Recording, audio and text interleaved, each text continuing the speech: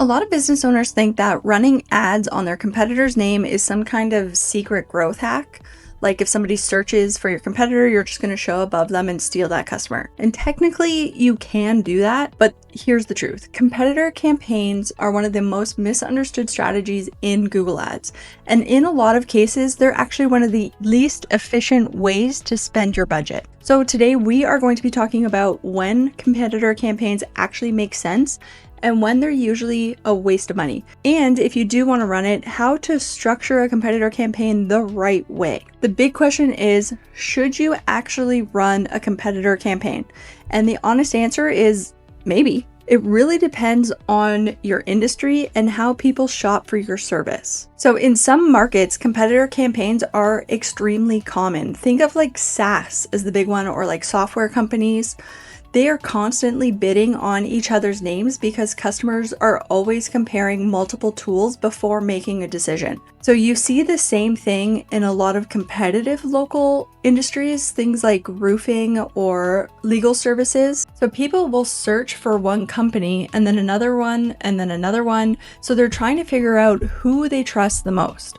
And in those situations, showing up when somebody is searching a competitor can sometimes work because the person is still comparing their options. But in other industries, when someone searches a specific company name, they've already made up their mind. They already have experience with that brand. They already are loyal to that brand. So they're not really shopping around anymore. They're just trying to get to that company's website. So if that is the intent of the search, then it becomes a lot harder to convince them to choose somebody else. So let's dive into the pros and cons of a competitor campaign. There are a few reasons why businesses do decide to do this. Like first, you're tapping into some very high intent searches. Someone looking up a competitor usually already knows that they need that service or product, so they're often closer to making a decision. Secondly, they can build awareness for your brands, especially if you're newer to the market. Even if somebody doesn't click on your ad immediately, they start to see your business as an alternative. And for an example, if you were to Google Hootsuite, which is a social media platform to schedule out social media posts, you'll see a bunch of other ads for other companies that are very similar to Hootsuite, but are an alternative.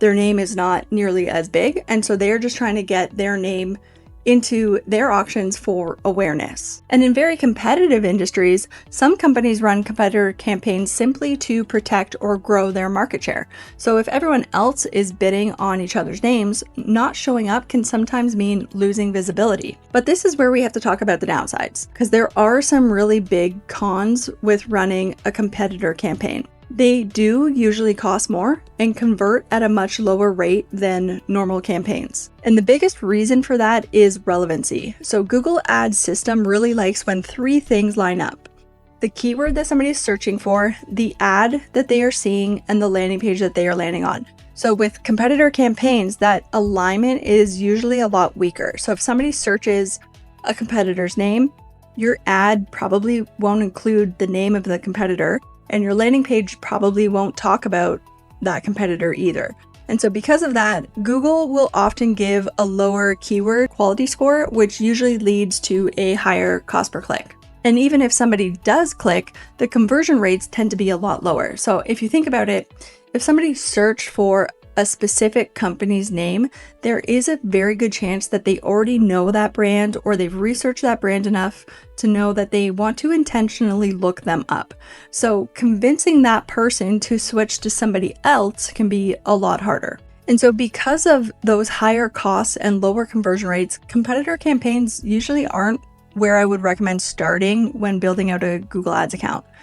If your main goal is leads, your budget is usually spent much more efficiently on general service keywords and high intent search terms, which are the kind of searches where people are looking for the service itself and not a specific company. So those keywords tend to convert better, they cost you less, and they give you a more stable foundation for the account. Competitor campaigns can still be useful, but they're usually more of a secondary or tertiary strategy once your core campaigns are already working well and kind of maxed out. So if you do decide to run a competitor campaign, The structure and how you run it matters a lot.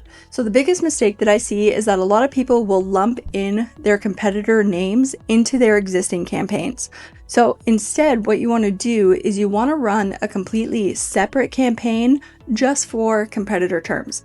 That way you can control the budget, you can monitor the performance, and prevent higher cost per click from affecting the rest of your account. You also would want to change your ad copy to align and focus more on why someone should choose you instead of your competitor. So you want to highlight your unique selling points, things like pricing, your response time guarantees, free trials. And if you really want to improve performance, it does really help to create a separate landing page designed specifically for comparison type traffic. So instead of sending somebody to a generic page talking about your service, you can explain what makes your service different and why they might want to consider switching to you. And honestly, before you even think about bidding on a competitor's name, the smart move is to usually analyze that competitor's strategy first. So what keywords are they bidding on? What do their ads look like, and where their traffic is really coming from? So if you want to see exactly how to research your competitors' Google Ads campaigns, click right here and watch this video next, and I'll see you over there.